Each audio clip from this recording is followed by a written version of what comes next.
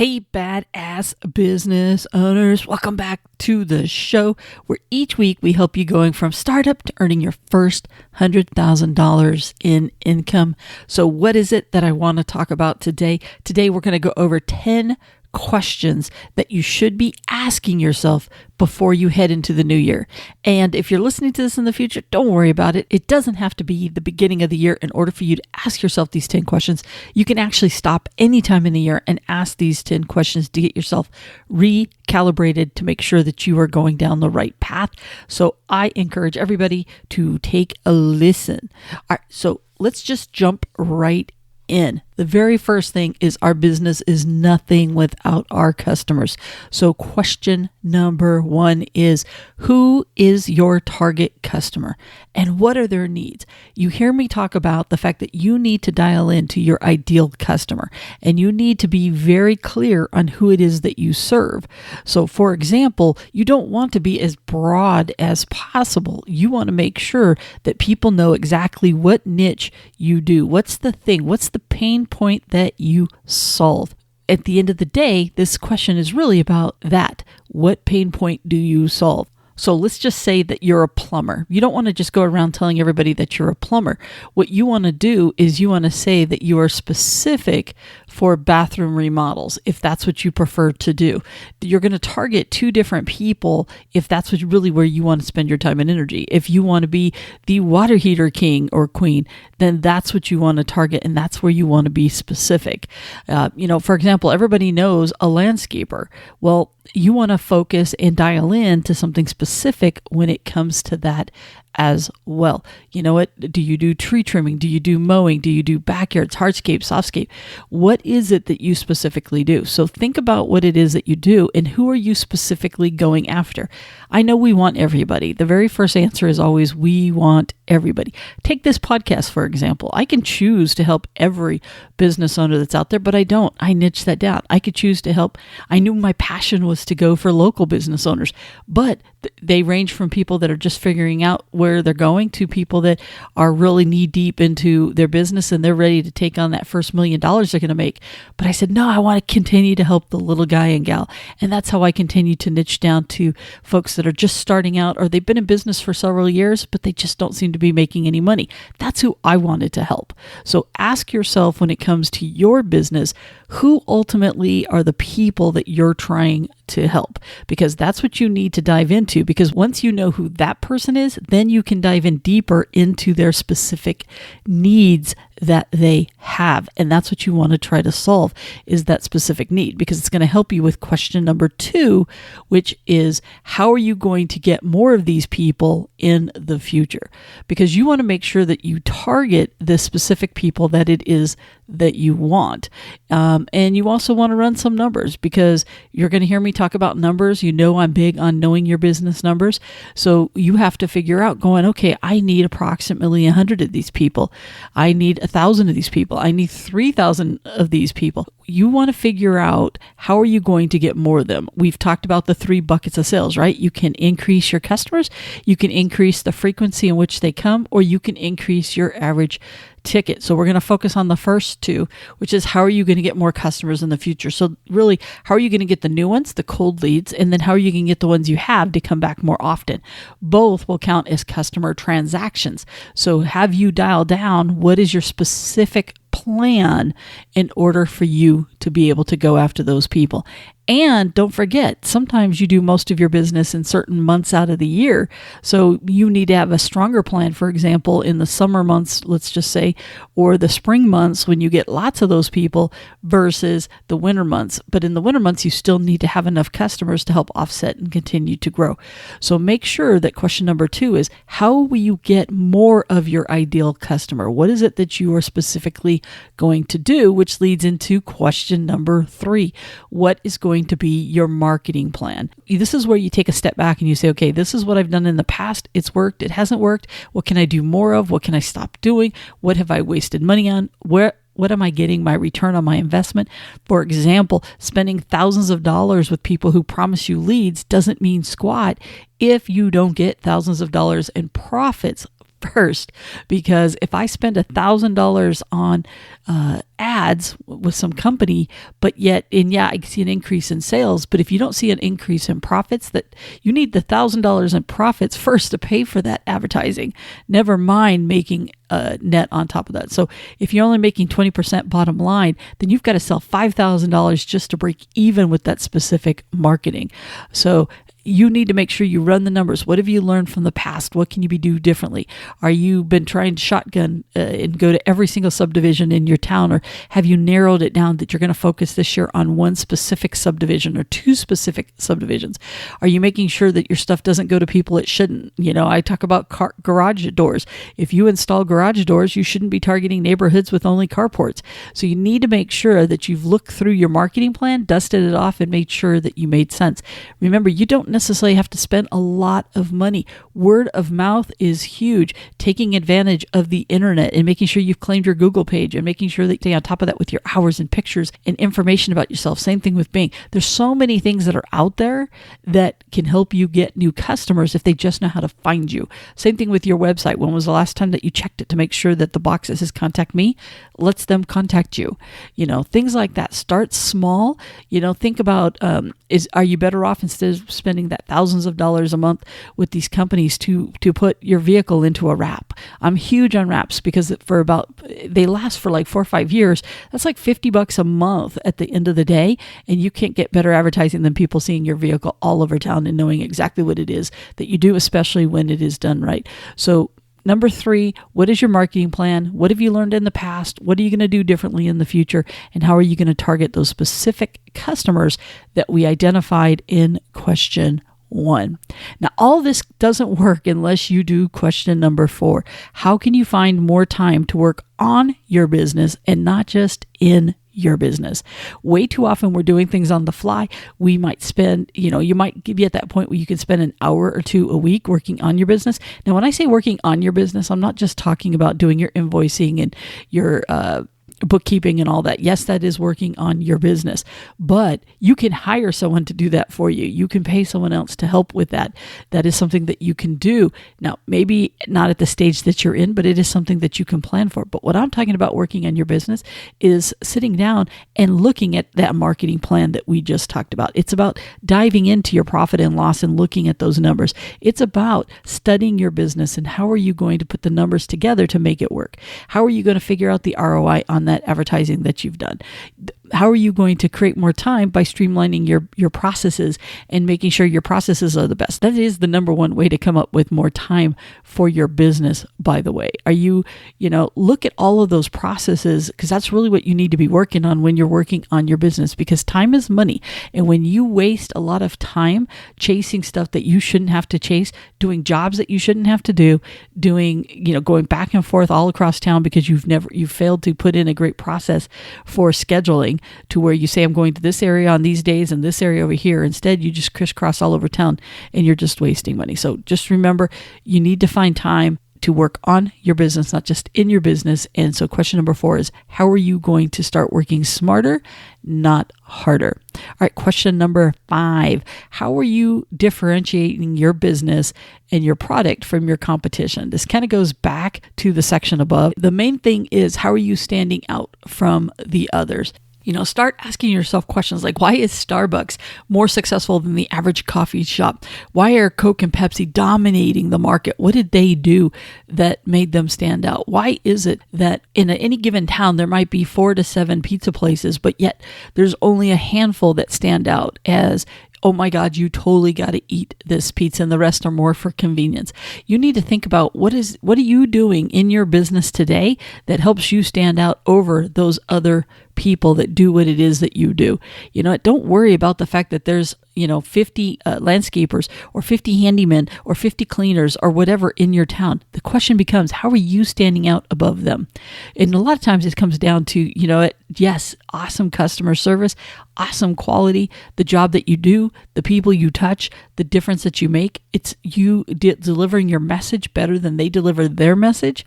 There's so many things that go into what's going to separate you from the competition. We've talked about in past episodes the fact that you can't get hung up on your competition. Your competition isn't the biggest people that are out there. Your competition aren't the little guys that share your market with you. Your competition is yourself, and that's what you need to focus on, is what's going to make you stand out.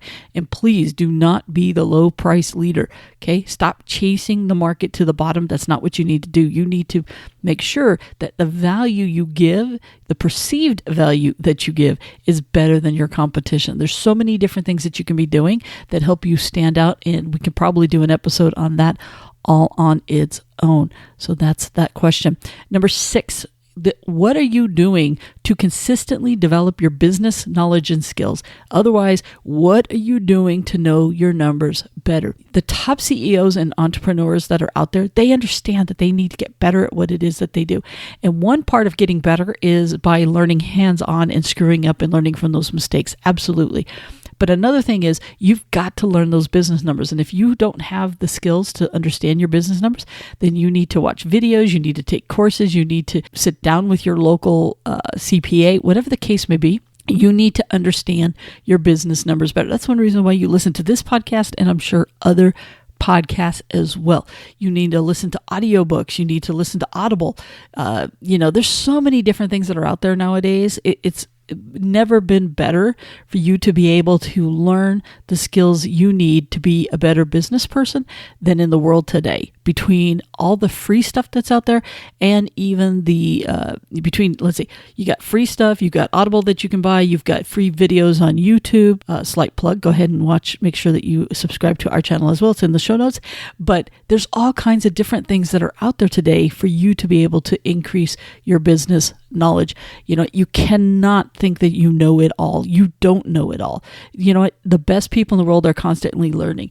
Even the most successful people out there, the highest paid CEOs will tell you they're constantly learning. They have mentors. And mentor doesn't necessarily have to be in person. It could be virtual. Guess what? The people you listen to, I'm a mentor for you guys because you're listening to me today.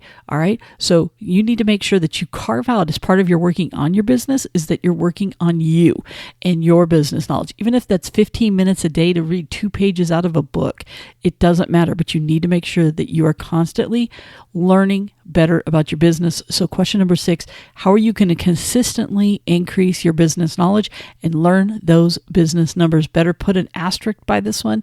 It should be one of the top ones, and maybe I'll move it around.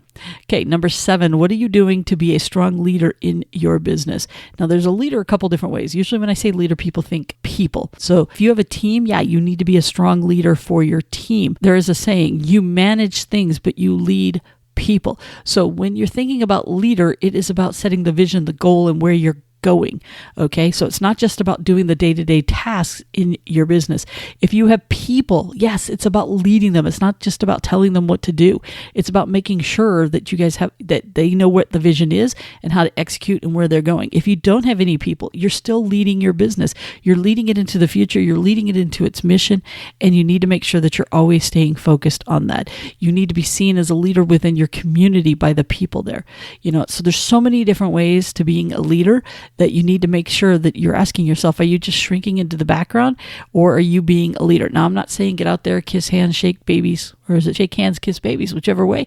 But what I am telling you is you need to make sure that you are thinking about that vision and being that leader of the business and where it's going, and that you are always fine-tuning and tweaking and saying, how can I be a better leader? And like I said, if you have people, this has to be a huge one, because if you're going to have a high turnover, if you have people leaving you all the time, if you don't have the best people in the world, you got to look in the mirror first. And it comes down to, do the people have the best leader?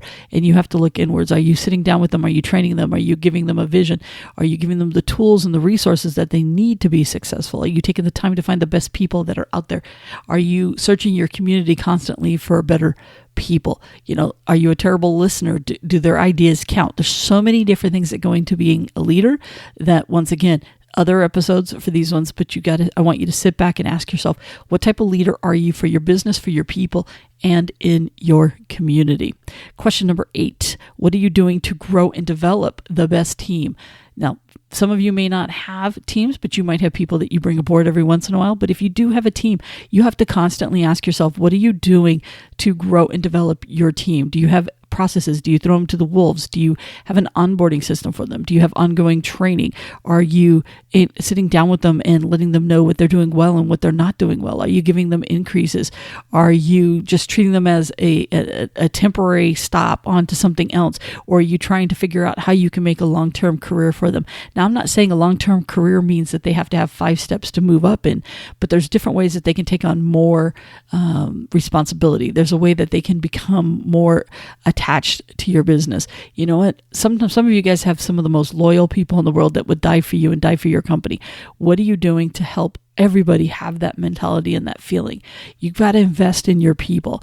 By paying good wages and developing their skills, you're creating a very strong team. You're only as weak as your weakest link. So what you need to do is you need to constantly be saying, hey, my superstars are going to be superstars. I need to give them the fuel they need to be successful, but I need to constantly be working on everybody to help get that team up to that next level. And this is part of when you're working on your business, not just in your business, you're focusing on your people and how you can make them even stronger. Number 9, what are you doing to put strong operating processes in place? Earlier, we talked about working on your business. During that section, I talked about your operating processes and what you need to do, put in place. I need you to step back and ask yourself, hey, what are some of the processes that are broken in the business today? And then I want you to figure out the top 1 to 2 that you're going to tackle at a time. Don't try to solve all of them. It's never going to work. What you want to do is you want to say, okay, which one's causing me the most headaches? Which one's keeping me up at night? Which one is costing me the most money? Which one's impacting our profitability the most? And then work on that one. And what you're going to find is a lot of your little ankle biter broken processes will get fixed and swept up into by fixing the bigger ones. They're caused because you haven't dealt with the big ones. So if communication is your problem, you need to sit there and you need to break that down going, how's my business going to give better communication?